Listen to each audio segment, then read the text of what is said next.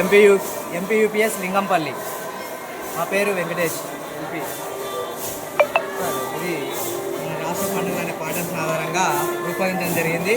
మరి పిల్లలకు ప్రత్యక్షంగా మనము చెప్తే కానీ అర్థం కాదు కాబట్టి అసలు ఏం పండుగలు ఏ విషయం అనేది తెలుసుకోవాలంటే వాళ్ళకు వినాయక చవితి, వినాయకుడు ఎందుకు పెడతాం, ఏ విధంగా పెడతాం, ప్రత్యక్షంగా సార్ ఈ వినాయకుడు అంటే అందరు చూసింటారు కాబట్టి పర్యావరణం కాకుండా అంటే మనకు రంగులతో తయారు చేసింది కాకుండా, ప్లాస్టిక్ కాకుండా మట్టితో తయారు చేస్తే ఎన్ని లాభాలు ఉన్నాయి, ఏ విధంగా ఉంటుంది, మరి దానివల్ల చెరువులో విడిచినప్పుడు మనకు చేపలు చనిపోకుండా జీవరాశులకు మనం అన్యాయం చేయకుండా ఉండడానికి ఈ విధంగా మనము ఉపయోగపడుతుంది.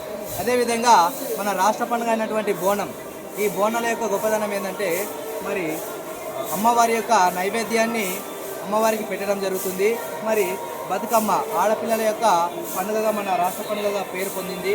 మరి ప్రత్యక్షంగా పిల్లలకి ఇవి చూపించడం ద్వారా తెలియని వాళ్ళకు కూడా 2వ తరగతి కానీ 3వ తరగతి కానీ వాళ్ళందరూ కూడా ఈజీగా అర్థం చేసుకుంటారు.